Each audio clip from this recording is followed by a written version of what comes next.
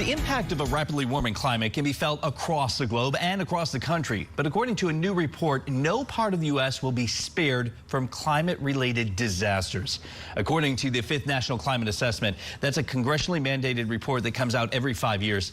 Planet warming pollution in the U.S. is slowly decreasing. That is good news, but it's not happening fast enough to meet the United Nations goal of limiting warming to just 1.5 degrees Celsius. That is cause for concern for, as you can imagine, younger generations of Americans that are going to have to deal with the impacts of climate change as they get older. Because of that, the Environmental Protection Agency is launching a National Environmental Youth Advisory Council to provide some independent advice and recommendations. All right, so joining us now from the to talk about the EPA's new initiative to include younger people, let's bring in Michael Regan, the Administrator of the EPA. Thank you so much for coming back and joining us on Morning Rush.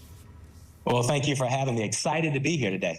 All right, so, you know, our generation, older generations have kind of really messed up the planet and the environment. What do you hope to gain from hearing from younger people? Well, listen, I've traveled all across this country and all around the world. Young people have solutions and have ideas, and we need them at the table. The president is doing a great job with an aggressive approach to reducing climate change and climate anxiety. And your opening was perfect. We're doing this not just for the current generation, but for future generations. So we need to have millennials, Gen Z at the table as we solve these complex problems. And that is the purpose of this new Environmental Youth Advisory Council. They will have a cemented seat at the table long after me, long after President Biden, to advise this agency on how we move forward to protect the planet, but also how we grow the economy and use technology to solve these problems. And to be honest, this next generation, they're going to face some serious environmental issues. There's going to be places on the planet that may be uninhabitable. There's going to be issues with water supplies and even a lot more. When you're talking with them, do they grasp what's really heading their way? They absolutely grasp what's heading their way. They understand what's happening to the planet, the air they breathe, the water they drink. They also understand what's happening to the economy. And they have a very optimistic view about the future, about how solving the climate crisis can be used to protect water quality, air quality, but also thinking through how the jobs of the 21st century and beyond will be wrapped around this new $1 trillion economy focused on clean energy.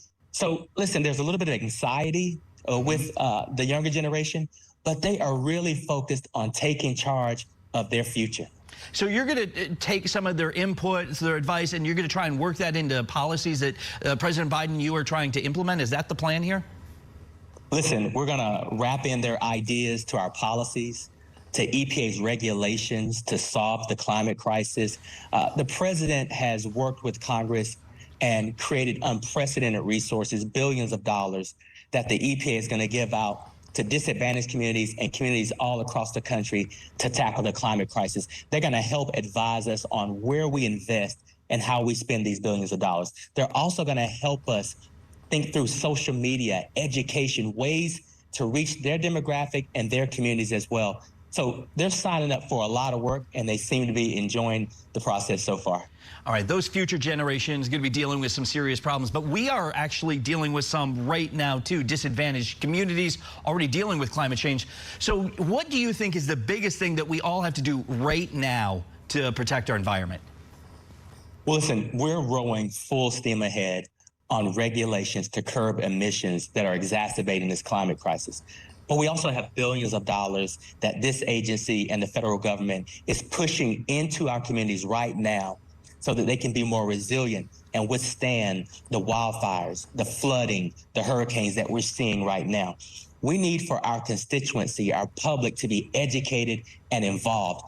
And this new youth council is going to help us achieve that goal.